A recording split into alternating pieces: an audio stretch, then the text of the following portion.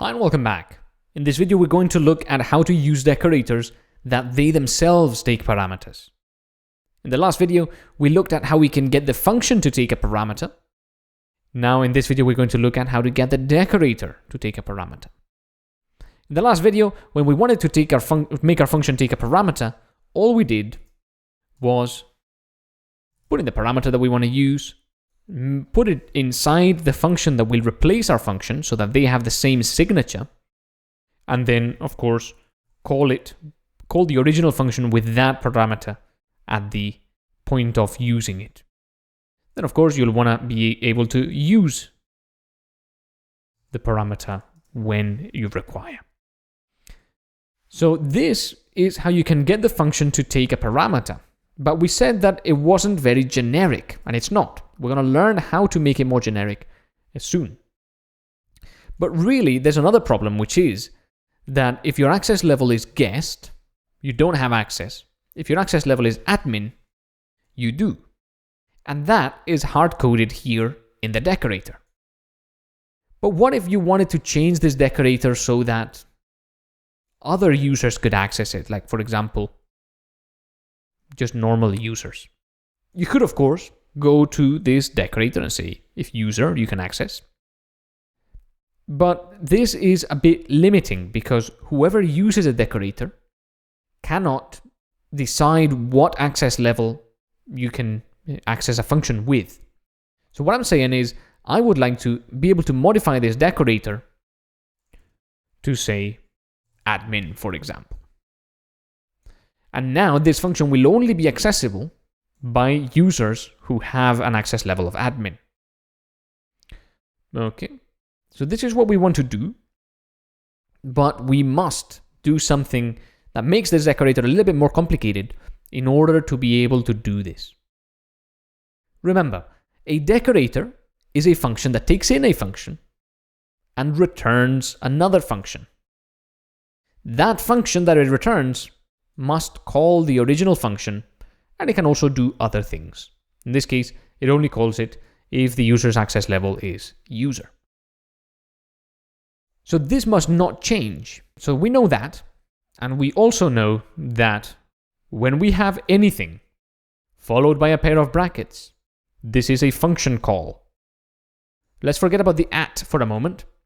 If you saw this in Python, you'd think this must be some sort of function call because it's got the brackets, so there must be a function called user has permission, and that function must have a parameter, and I am passing this argument to that parameter, admin. And I'd say you would be correct. In, I believe, all cases, this means that in Python. The brackets means there's a function call. And therefore, there must be a parameter in the function in order to be able to pass this in. But there is not, because here the function is this. This is the parameter. This is the argument. So there's nothing to take in the admin. Another thing that I notice when I do this is when we use our decorator normally, there is no set of brackets. But this is clearly a function, so why is there no set of brackets at the end? Well, because the decorator syntax does it for us. We do my function equal user has permission, my function. Okay, this decorator syntax does this function call for us. That's part of its usefulness. So what happens when we do this then? Well, this now replaces what previously was not a function call. So when we do this, we are doing this. We are calling the user has permission function that has to return a function that we then call with the original function as an argument. So at this point is, mind blown. What the hell is going on here? And it can get quite confusing because, like they say in the movie Inception, we have to go deeper. And we have to go another level deep, because previously we have a decorator that returns a function, and the decorator takes in the function. Now we need a function that returns a function that takes in a function, which then returns another function.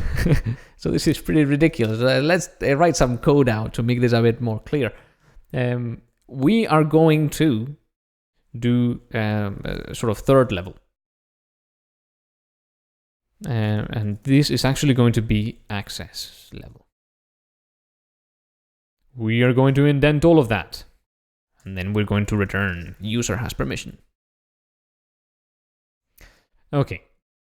So, what is happening now is that the decorator we're calling now is going to be called third level. Okay? So not a good name for a decorator. We're going to change it in a moment. I just didn't want to change too many things at once for you guys. We've got the third level decorator, which gets called essentially like this. So, the third level function takes in the access level, which is admin. Inside this function, we define another function. This function is the one that takes in a function. Okay? So, third level returns the function that takes in a function. When we call third level, we get a function that takes in a function. So, we have a function call, and this function is going into func. I know there's a lot of brackets here, but essentially what we are doing is doing this. User has permission is third level of admin. And then we're back to what we know. That. This is essentially what's happening, but all in one line when you do this. Now, because it's got the brackets, this is a function call that evaluates before the decorator runs. So we create a function that takes in this access level, and the great thing is that then we can use it. So instead of user, we can replace it by access level. But we end up with three functions, one inside another. Hopefully this makes a bit of sense. It can be quite a tricky thing to fully understand.